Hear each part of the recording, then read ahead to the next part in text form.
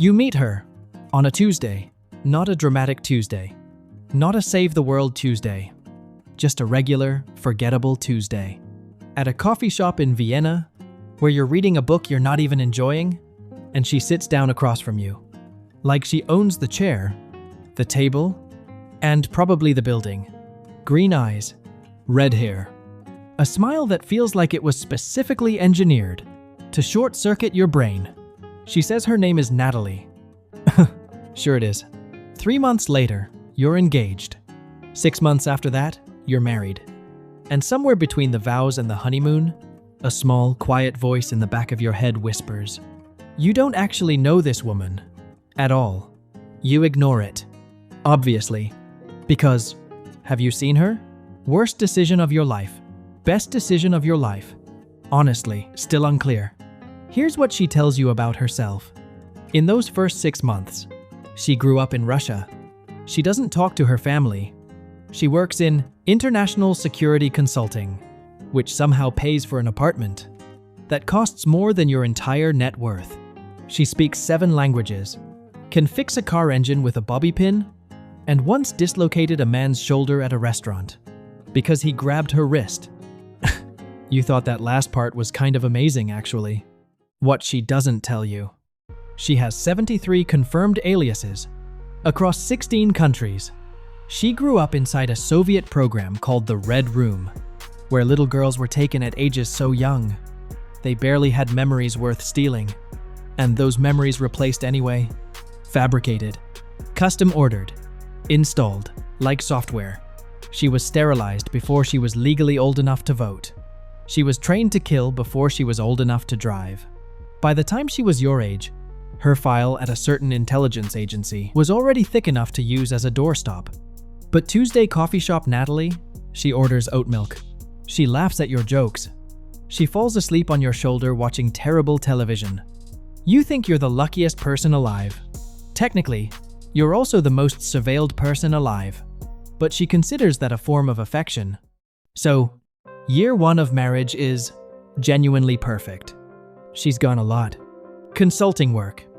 You've learned not to ask which continent. She always comes back. Sometimes with a bruise, she explains as a gym incident. Sometimes with a look in her eyes, she explains as nothing. This is, you will later understand, exactly what she trained you to do. Not maliciously. It's just that Natasha Romanoff has spent her entire life making people feel safe enough to stop looking. It's the most dangerous thing about her. She doesn't lie. She redirects. She smiles at exactly the right moment.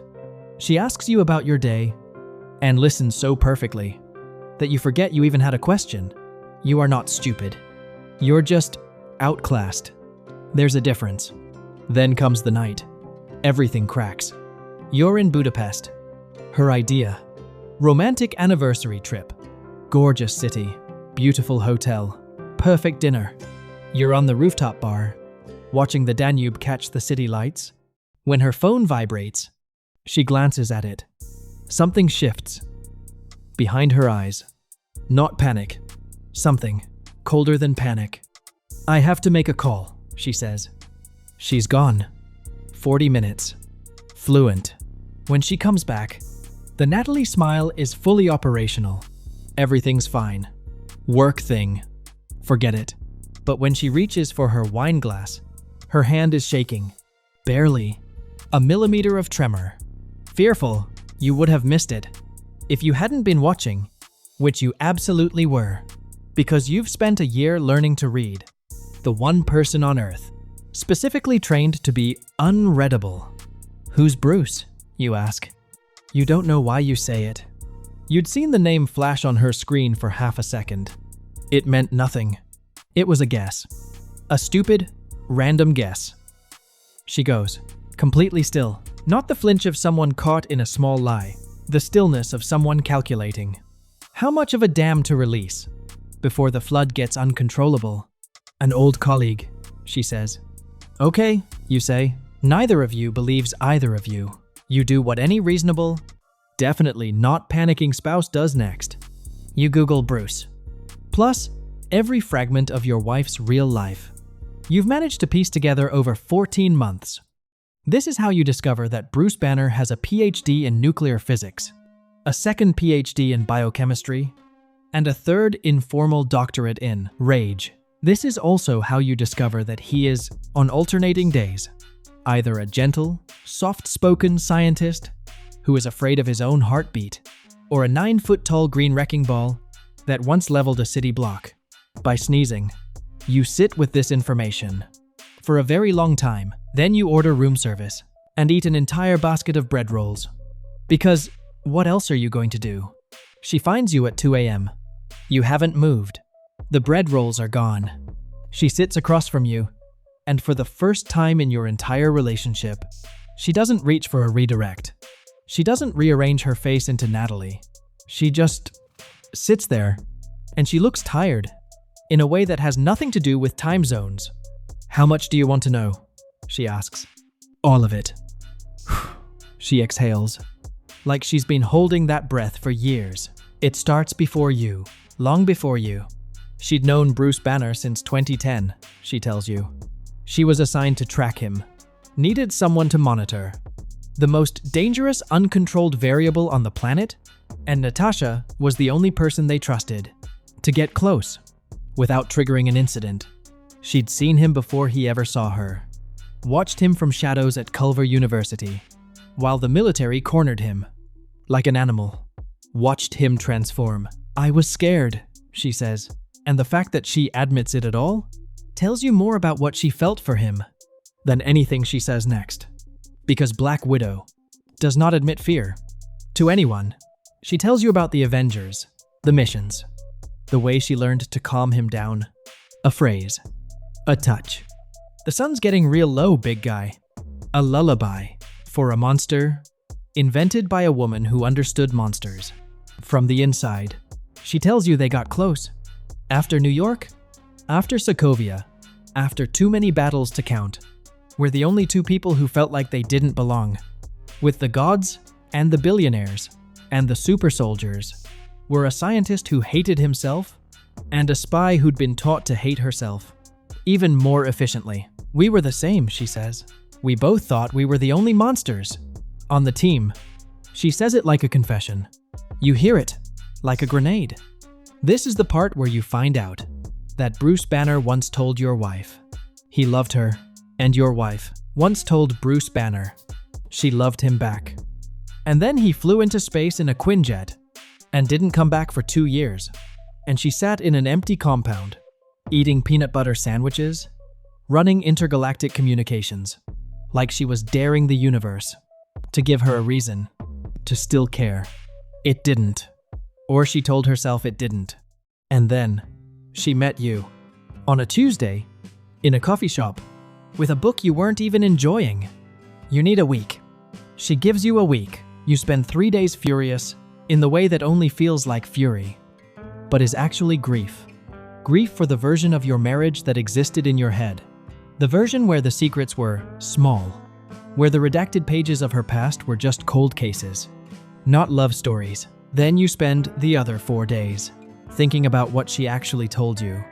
She was taken as a child, rebuilt into a weapon, stripped of her future without permission, spent decades bleeding for a world that classified her as an asset rather than a person, found something real, or almost real, with someone just as broken, and lost it.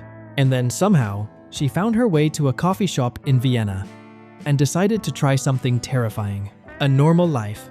With you, you're the plan she chose, when she finally had the right to choose. That doesn't make it simple, but it makes it true. Year 2 is harder and better. You ask more questions. She actually answers them. Sometimes, she flinches less when you reach for her hand in the dark. You learn that she takes her coffee without sugar because the Red Room considered sweetness a liability. You learn that she sleeps, facing the door. You learn that there are nights she wakes up and sits in the kitchen until 4 a.m. And when you find her there, she just says, "Old habit." And you've learned that means, "I was trained to treat silence as a threat, and I'm still unlearning it." You sit with her in those kitchens. You don't talk. You don't need to. You just make terrible tea, badly, and she watches you do it wrong, and doesn't correct you. And that, apparently, is the closest thing to peace she has ever voluntarily allowed herself. Then the world nearly ends, which, honestly, should have been in the wedding vows as a risk factor, but here you are. You get a phone call from a number that doesn't exist, routed through 4 countries that officially have no diplomatic relations with each other. The voice on the other end is calm, enormous, and immediately recognizable, because you've watched enough news footage by now to know exactly what a 9-foot-tall, gamma-irradiated genius sounds like when he's using his inside voice. Is she okay? Bruce Banner asks you. You think about hanging up. You think about it for a long time. She's okay, you say. A silence. Then, good. That's good. And there it is. Not a threat. Not a rival. Just a man with green skin and a broken heart, calling to check on someone he lost, and was smart enough to know he couldn't keep. She's happy, you add, because it seems important. Because it's true. Another silence. Longer. Good, he says again. And this time it sounds like he means it costs him something to mean it. He hangs up. You stand in your kitchen, holding a phone connected to nothing, and feel something strange move through you. Not jealousy anymore. Something that takes you a minute to name. Respect. She finds out anyway. Because she is Black Widow, and she has the call logs of a telecommunications satellite, and also because she has been watching you for 2 years, and she knows every micro-expression on your face she's ever made you sit near the door of. She doesn't ask why you didn't tell her. She just takes your hand at dinner that night, longer than usual. Thank you, she says. You don't ask for what. You already know. Year 3. A mission goes wrong. Of course it does. You married a woman with 73 aliases. The actuarial math on this was never in your favor. She's gone 11 days. No contact. You've been told this is normal, that the protocol is established. That silence doesn't mean danger. You've been told a lot of things by people who speak in the careful tones of people managing a civilian who shouldn't technically know any of this. On day 11, she walks through the door at 3 a.m. Split lip.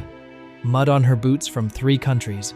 She stands in the doorway and looks at you, sitting at the kitchen table with terrible tea. And she laughs. Actually laughs. The kind that doesn't have any performance in it. You're still here, she says. Where else would I be? She crosses the room, sits down, leans her head on your shoulder, and you feel the full, impossible weight of who she is settle against you. The asset. The widow. The weapon. The woman. Your wife. I need to tell you something, she says quietly. Your stomach drops. After everything you've learned. Those 6 words still do that. The red room, she says slowly. There were things done to me that I can't undo. Things I was, that I can't fully stop being. And I need you to know that some mornings, I will wake up and not know which version of me you're getting. The spy or the person. She pauses. She says, I choose the person. I choose this. I choose you. Even when it's the harder thing to be. You sit with that. For a long time. Outside. It's almost dawn. The sky is doing that thing where it can't decide. Between dark and light. Sun's getting real low, you say. Quietly. Not entirely sure why. She goes, very still against your shoulder. Then she breathes out something. That might be a laugh. Or might be something entirely different. Where did you hear that? I read a lot, you say. She lifts her head and looks at you. Really looks. The calculating, profiling, intel gathering look that used to make you nervous and now just makes you feel like the most thoroughly known person on Earth. You are so much more dangerous than you look, she says. You think about a scared kid in a Soviet facility, learning to survive a world that only wanted to use her. You think about a brilliant, broken scientist, floating in deep space, carrying something he couldn't get back. You think about a Tuesday in Vienna, a coffee shop, a chair she sat down in, like she owned it. You think about 11 days of silence, mud-covered homecomings, and terrible tea, and someone choosing every single morning to be a person instead of a weapon. I know, you say. I married you, didn't I? She doesn't answer. But she doesn't move either. And in the growing light, that's enough. And that's the story. If you made it here, honestly, respect. And hey, drop it down in the comments. Who should we marry next? There's another one already waiting on your screen right now. Same vibe, different world. Hits just as hard. Go check it out. Trust the story.